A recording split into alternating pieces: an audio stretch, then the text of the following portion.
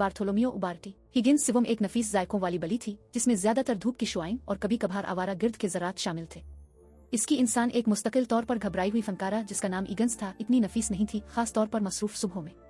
ऐसी ही एक सुबह ईगन्स नाश्ते का शाहकार बनाने की कोशिश कर रही थी। एक वाहिद बिल्कुल तला हुआ अंडा दरे असना बार्टी उसके तखनों के गिर्द घूम कर मदद कर रहा था। भाई आज ऑमलेट नहीं बनाऊंगा, आज तेल का ऑमलेट बनाऊंगा। जो छोटे से बावर्ची खाने में एक बालों वाली बारूदी सुरंग थी। ईगन्स ने बर्फ पर फिसलते हुए एक नौजायदा जराफे की सी नाजुकी के साथ सिजलिंग अंडे को एक प्लेट में मुंतकिल करने में कामयाबी हासिल की। वो टोस्ट पकड़ने के लिए मुड़ी और इस मुख्तसर लम्हे में बार्टी ने अपना मौका देखा।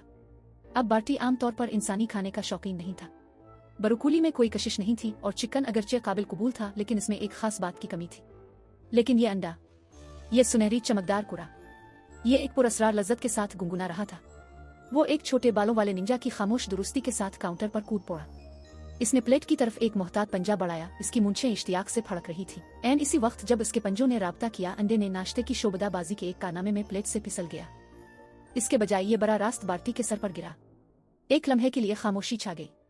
फिर एक धूप वाली तरफ के ऊपर वाले हाले से ताज पहने हुए बार्टी ने हैरत से एमियानो कहा। इसने पलकें झपकाईं और गर्म कदरे चिकना जर्दी उसकी पेशानी से टपकने लगी, जिससे इसकी खूबसूरत अदरक के रंग की खाल मीठी हो गई। ईगन्स मुड़ी तो इसे अजीब मंजर नजर आया। इसका प्यारा बार्टी बिल्कुल मुज़क्का खेज लग रहा था, इसके नाश्ते से सजा हुआ। वो झूरती रही, इसका मुंह खुला का खुला रह गया, इससे पहले कि इसके होंठों से एक खर्राटे की आवाज निकली। खर्राटे की आवाज जल्द ही पूरी हंसी में बदल गई। इसकी आंखों से आंसू बह रहे थे।